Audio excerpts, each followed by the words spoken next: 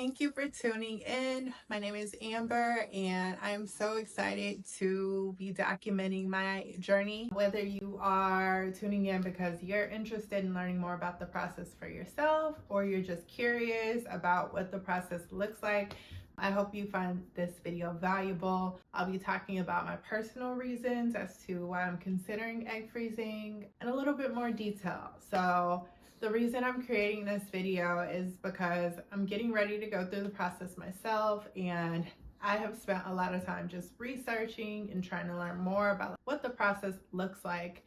And honestly, I've not been able to find a lot of really comprehensive information from the patient's perspective. I've found a lot of stuff from the doctor's perspective, but a lot less when it comes to the everyday person who's just going through the process. So I hope that the information I share is helpful.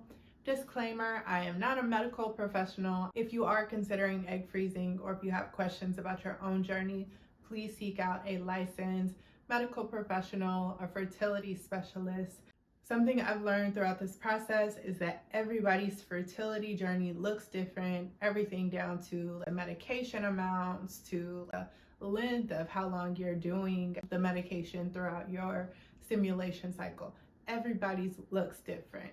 So please take everything I say as my personal journey and seek out medical professional help if you're interested. So I am 33 years old, 33.5. And for as long as I can remember, I've envisioned myself as a parent, having a family, being a mother. God willing, that will happen, whether naturally, even through adoption.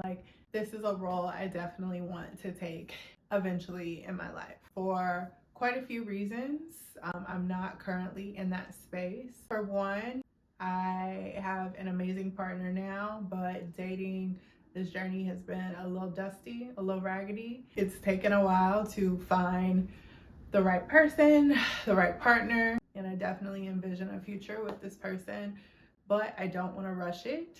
I don't want to rush our timeline. I don't want to rush my own timeline. There are things I still want to do before I settle down and take on that role. I'm still a little selfish, y'all. I still want to travel a bit. I see mother as the ultimate commitment, and also the ultimate responsibility, the ultimate privilege. And I want to make sure that when I take on that role, I'm doing it in the best way that I possibly can. So this is just one of those ways I can create more of that successful environment or opportunity for myself. And I want to give myself some mental peace, some peace of mind. So it is true. It is scientific facts that as women, our fertility declines over time. And that's especially true as you get into your 30s, going into your 40s, of course. But it really starts to shift in your early 30s. A lot of doctors still refer to pregnancies over 35 as geriatric pregnancies. It definitely is possible to have children naturally in your mid to late 30s or even your early 40s, but the facts are still the facts. Our egg quality does decline over time. So for me, egg freezing was, as much as it was a why do you want to do egg freezing, the other part was why would you not do egg freezing? If you know you want to be a mother, if you have access to the procedures, if you have the financial means or the insurance to cover it, why not? It doesn't hurt. There is, and any doctor that you talk to will tell you, egg freezing in itself isn't a guarantee. So I like to call it an insurance policy or a plan B. There's no true guarantee of whether or not whether or not I'll get eggs out of this process. And even if I do get eggs out of this process, there's still no guarantee that when the time comes to implant those eggs, that they would be viable. So it still is a gamble, but for me, it feels like a risk worth taking. And I know that it'll offer me some just mental and emotional relief. It'll just allow me to focus on what's best for me right now in my current season, in my current era. Kind of just take some of that pressure off of thinking about my future. Society is doing it enough to women my age. I don't want to do it to myself. This is one of my biggest frustrations with this process because I think it is absolutely incredible and beautiful and just so empowering that women can choose their own pathway and that we have access to this science and this technology to even create this option for us. But something that I really hate about this process is how inaccessible it still is. This process, even with like insurance or whatever, for a lot of women or without insurance, it's really, really costly. And I found that like within that cost, there's still a lot of barriers. With some medical procedures, it's pretty common for doctors to offer like a payment plan if you can't pay everything at that moment. It seems to me that that's not really an option with egg freezing. My experience and like talking to other people who've done it, most of the clinics want you to like pay everything up front. There's not really payment plans available. There are like loans that you can take out, like medical loans specifically for fertility. I hate capitalism. I hate our healthcare system. I hate all of this. So some of the options, there's like loans that you can consider.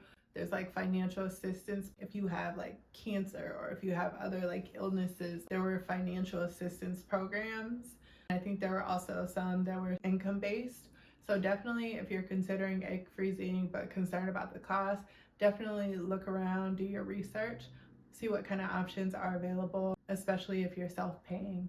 For me, my insurance did cover a good portion of the procedure and also a good portion of the medication. But again, it's so expensive as a whole that I still am paying a decent amount out of pocket. My insurance covered majority of the procedure, but I still have to pay the storage fees because you have to pay like an annual fee to store the eggs. So I have to pay the storage fee, the fee for the anesthesia when I actually do the egg retrieval, and then some other administration fee. So I'm paying that out of pocket, and then I also had some coverage, but I'm still paying like $4,000 or so for the medication. So all in all, I'm paying about $5,500 or $6,000 out of pocket. But again, when you're looking at like the true cost, this is a very significant saving. So I am grateful that I have a job that prioritizes women's fertility. Coming into my most recent job and looking at our insurance, to me, it looked like they would not cover it for me. I was looking at like the summary plan description, like the fine print for my insurance, and it seemed like to access this fertility solutions program that we have, you had to have a diagnosis of infertility in order to access that. So you would have to be a person who like is trying to conceive with your partner naturally and having problems with that. At the time, I didn't qualify for this fertility program that my job had, so that's why I didn't do egg freezing sooner.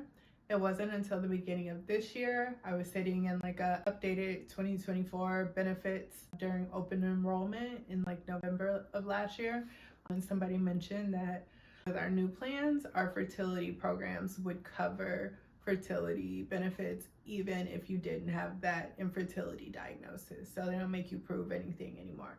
So that was wonderful. That's what I was told. But when I actually like started going through the process, when I started working with my clinic and we got to the point where the clinic was like trying to get approval through my insurance actually denied it the first time. And they put in the reason for denying it that I didn't have proof that I was infertile. So I had to go back and forth between like my benefits counselor at my job and my insurance company. And that took a while, but eventually my benefits counselor was able to advocate and make sure they overturned that decision. So they did end up approving. So I just say all that to say, if your insurance is confusing, if it's unclear whether or not your insurance will cover it, do as much research as possible. Talk to if you have a person in benefits or compensation or HR that you can talk to who can be an advocate for you. Definitely try to chat with them about it. So let's talk about the process so far. I'm about to enter what is called the stimulation phase. So that's where I'm gonna actually be giving myself the medication. Side note, before I researched or learned about this egg freezing stuff, I had no idea that the majority of the process is you giving yourself medication, you sticking yourself with needles. So if you are afraid of needles, make sure you have a friend, a partner, somebody who's willing to help you, because that's probably what I'm about to do. The needles do look tiny, but still sticking myself every day, I don't know if I'm ready for that, y'all.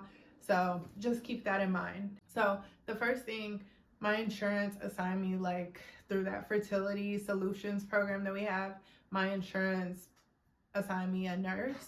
I talked with her about my medical history, what my goals were. She explained to me that what I was seeking, I kept calling it proactive egg freezing. She explained to me that it's called social preservation. That's like the scientific name for proactively freezing your eggs. So once I talked with her about my goals, she gave me access to a list of centers of excellence that were like essentially approved clinics through my insurance. So from that list, I picked a couple that were like nearby, did some research on Google, and then also looked on Facebook to find a fertility group in my area, and looked at reviews within that group. So something that was also not clear to me going into this process was like egg freezing, it's becoming more common, but it's still relatively uncommon. Whereas IVF, there are a lot more women who have gone through the full IVF process. And egg freezing, what I'm doing and what a lot of people refer to as just egg freezing, is essentially the first part of IVF. So you can learn a lot about this process by listening to women who are going through IVF, in vitro fertilization.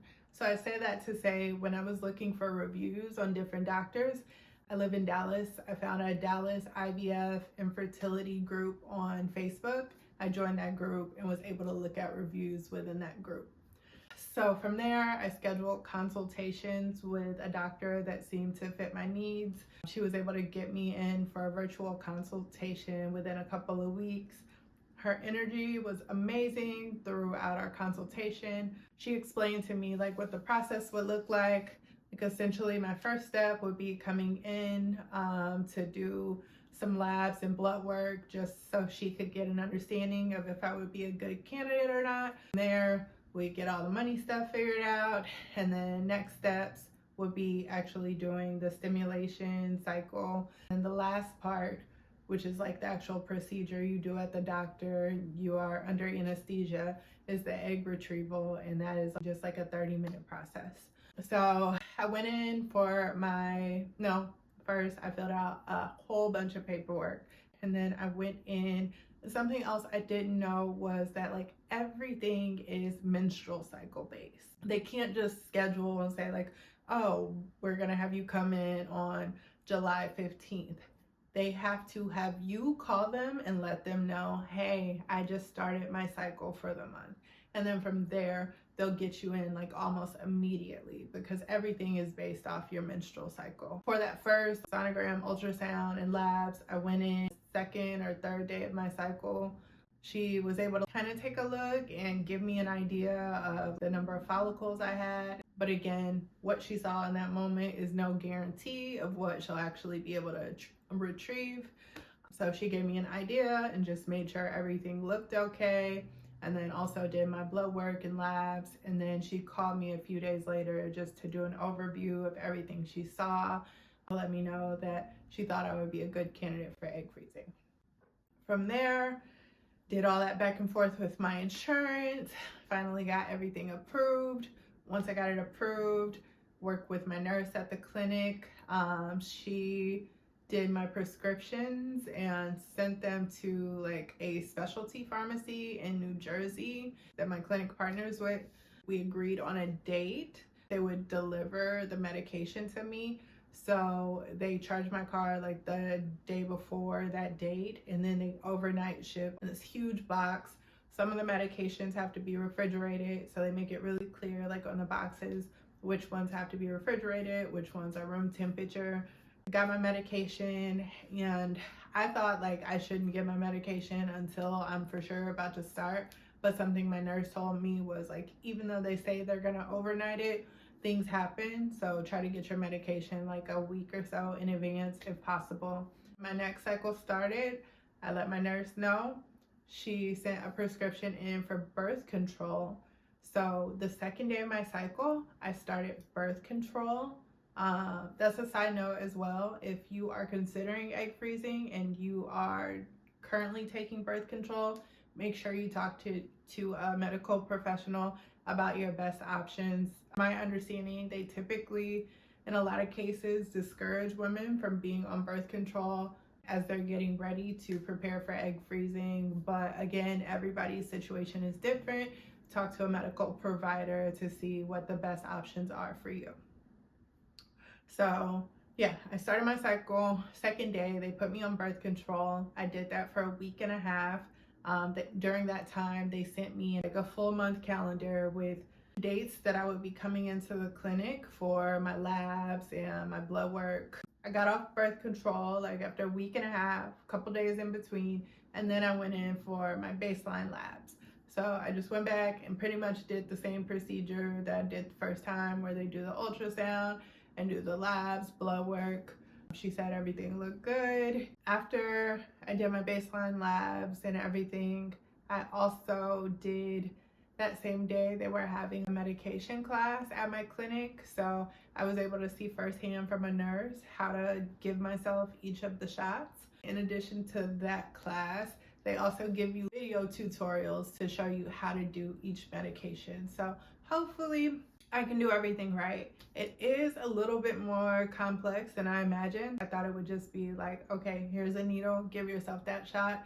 One of the medications like requires you to do some mixing and whatnot. So about to get my little chemistry on a little bit. So we'll see how that goes. And later in that day with my doctor, they use an online portal and I'm able to talk directly with my nurse on there. So my nurse let me know that everything looked good with my labs and that I am good to start my stimulation. So for stimulation, there is no one size fits all. They don't even know like what my exact cycle will be. So essentially they have an idea of like how long the process will take for you, but really they don't figure out what your process is until you're going into the clinic. So my stimulation on paper right now, it looks like, let me pull it up. I did my baseline labs already. So they let you know how much to take. And every few days you go back to the clinic and they do the ultrasound, the labs again, to make sure everything is on track, to make sure you're progressing the way that they want you to progress. If they need to adjust your medication, they'll do that after those appointments. And basically, once you are ready, once your eggs or follicles reach the state that the doctors want them to be in, that's when they'll have you do your trigger shot. Like 36 hours from your trigger shot is when you'll come in for your actual egg retrieval procedure. You're under anesthesia, so you hopefully don't feel anything. That is it for the procedure. So over the next couple of weeks, I'm going to be documenting day by day how I'm feeling, what medication I'm taking, all of the nitty gritty about this process. So I hope you'll join me for this journey. I'm very curious to just see what it's like, and honestly just like very excited to get it over with. This process and like the idea of it has taken so much mental and emotional energy over the past like couple months, but honestly the past year. So I'm really just excited to get through with it. Please send me good vibes, words of encouragement. If you have questions about the process, please let me know. I hope you'll stay tuned as we go through this journey, and I'm looking forward to day one.